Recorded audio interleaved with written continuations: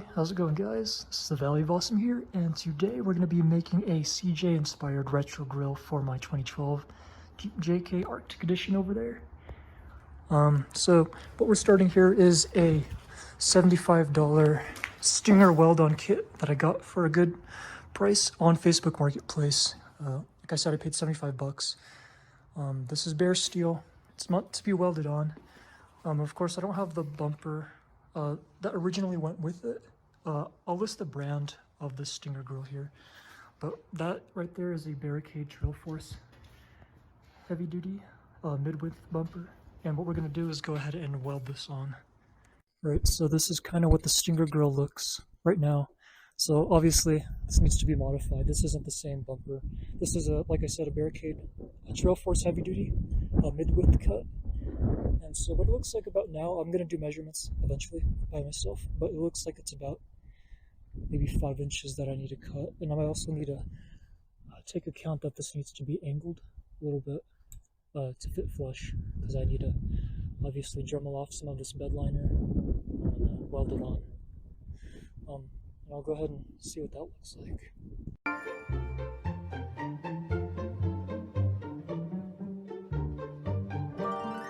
Alright, so we do have some legitimate progress here. Honestly, it's been a lot of just cutting, remeasuring. I don't have any fancy tools like some of the actual fabricators do. This is all just stuff at home. But you can see that's pretty close. I do need to grind down just a little bit more, but this is progress. And yeah, after that, we're going to work on the fins to protect the front fenders. That should be relatively easy.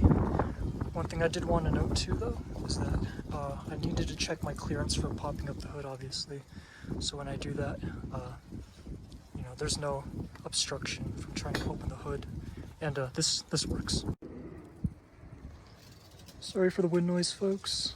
There's nothing I can do about that. But for the fins, I'm gonna add about maybe 13.5. Start with there, and yeah, so what it's going to be is maybe 13.5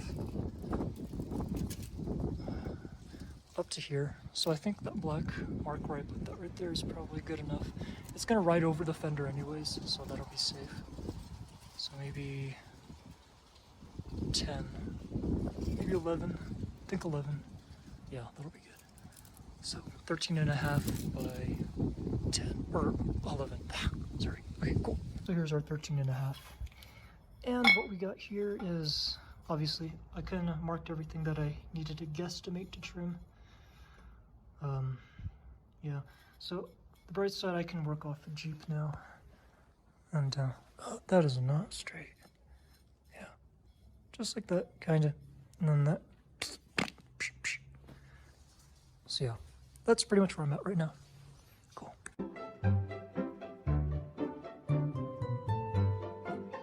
Okay, so this is the byproduct of just eyeballing stuff and grinding as you go. It's not perfect, but it'll do for right now.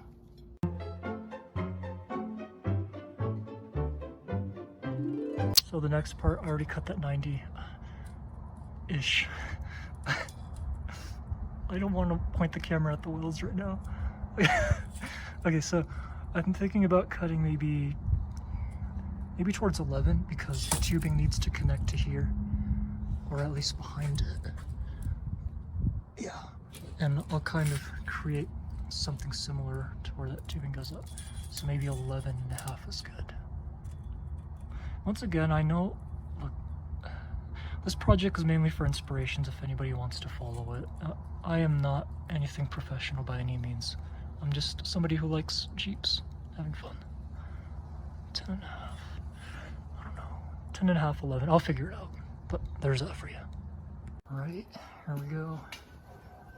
Got the... Oh no. Oh god. Oh, please don't. Okay, so we got that side part of the fin in. I've got to cut another degree and then connect that to the bumper. Weld. And then, yeah. And then got to do the other side too, obviously. Don't look at the welds. Don't look at what. Please, man. Please don't. Okay, so I cut the other 13.5 for that side. And just to my luck, when I cut it in half like this, it actually ended up being the perfect size that I need, 11. Obviously I do need a... I'm winging it, right? I'm no professional. I know I've said it a bunch of times, it's gonna be annoying, but I want to do something fun and test out my skill at something, even if it looks butt ugly. So, yep, I'm gonna go ahead and get that attached on. Then the last piece we need to do is that bottom portion of the wing fender protector guards, whatever you want to call them, and then should be good to weld onto the bumper. Okay, so here we are, folks, and I don't know if I'm gonna plan to blur out that weld. It's so ugly. But if I'm blurring out this video right now, or if I'm just choosing not to zoom in on it, for you professional welders out there, I am saving you from a stroke, so just ignore that. I'm cutting out a 90 here. I need to add another 90, and then to that. Just don't look at that. It holds, okay? I kicked it, I beat it with a hammer. It holds, it's just disgusting. And a lot of that is just, okay, well, you probably can't even see it anyways. All right, yeah. You're welcome for blurring that out. It's awful. So that's what it looks like on the other side for the fin. I am not stepping any closer to those welds because I have officially sinned against God with those welds. Oh no. Okay, but that's what you get right there. It's very squared off. Once again, I wanted to share that the inspiration for that was the Land Rover Camel Trophy. They're technically the Ford U-50s, but they were licensed by Jeep, so they were Ford U-50s, but they were Jeep CJ5s. And I really wanted that squared off sort of look, to protect the fenders, because don't look at the welds. Okay. But see how it's cheap. And those vinyls here, yeah, that's part of the Arctic Edition trim. She's a special edition Jeep. But yeah. Oh no, I don't want to look at the welds. Don't look at the welds. Don't look at the welds. Yeah, see how these fenders. See these fenders though? They wiggle, and it's good to have this kind of protection over it. Okay. Alright, so this is what the grill looks like super late at night. That is just disgusting. Whatever, dude. These are my weld points. I'm gonna Dremel it, clean it off. If I need to re-weld it, I will. I'm gonna take my time with this, but otherwise, that's the general look of what I'm going for. Yep. Cool. And I did want to space this out. Just wanted to let you know. It's not a good idea to press it flush against the grill. Just because, well, if you need to change out a headlight bulb or something, how are you going to take the grill off? So yeah, having just enough space there allows you to work on stuff like that. Because the last thing you want is you want to change a bulb and you have to remove the whole front bumper, pull it out, then you have access to take the grill out, all the pins, retainers, all of that. So yeah, ugly, ugly welds. Like I've sinned against God. Okay, but I promise I'm gonna clean this up. I'll make it look good. But honestly, I'd rather see something unique like this than, oh, nice AV premium bumper or whatever. I like something that's a little homemade, even if it looks butt ugly. Yeah, that's the safari look I was looking for. Old style, retro CJ kind of look. I love it. All right.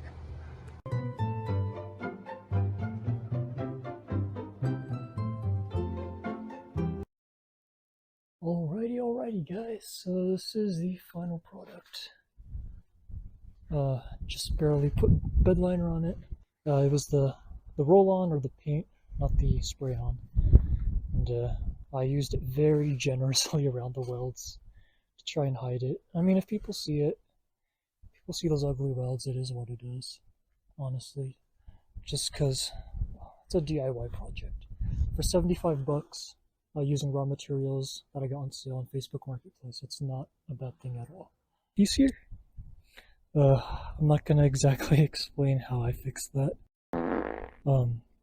but I fixed it for now.